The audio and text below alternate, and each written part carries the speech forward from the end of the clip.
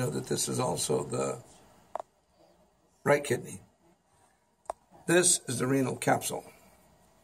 This is the renal cortex. The renal cortex includes where it goes in between the pyramids, and this is called the renal column. Now these are tighter and you can't see them, but they're there. The renal column, part of the renal cortex. This area where it's dark is the renal medulla. The renal medulla is made up of these pyramids. If you look, these pyramids, this is a different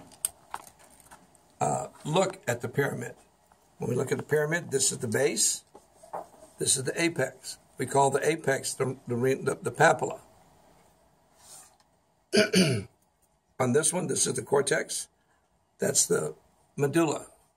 This is also one pyramid. When we look, all these little white dots, these white dots, and this are the renal corpuscle. Okay, when you look at the renal corpuscle is made up of the glomerular capsule, the glomerulus, and then that's the corpuscle.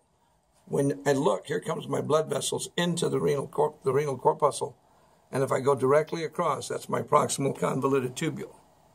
This structure coming up between my arterioles is the distal convoluted tubule. Okay, now I'm going to go back over here.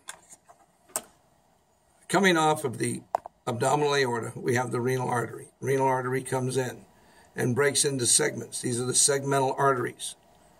Segmental artery comes up and splits, and here you can see it going up between the pyramids. That is the interlobar artery. And here you can see it arcing over the top of the pyramid. That's the arcuate artery. And this is the cortical radiate artery or the interlobular artery. If I go to this middle one, this is the interlobar artery coming up between the pyramids. It arcs over the top of the pyramid. That's my arcuate artery. And it goes up into the cortex. This is my interlobular or my cortical radiate artery. Here, you can see the afferent arteriole going in to the glomerular corpuscle. This structure, this little red one here, would be the glomerulus. Here, this knot is the glomerulus, a knot of arterioles. Here you had the afferent going in. Let me see. Here you have an afferent coming in and an efferent going out. Here you have the afferent coming in, an afferent arteriole, and there's an efferent arteriole coming out. Now, if we look at the middle one, if it comes out and wraps, see these squigglies? This is my proximal convoluted tubule. This is my distal convoluted tubule. However, if the efferent arteriole comes out and it wraps around the proximal convoluted and the distal convoluted tubule, we call it the peritubular capillaries.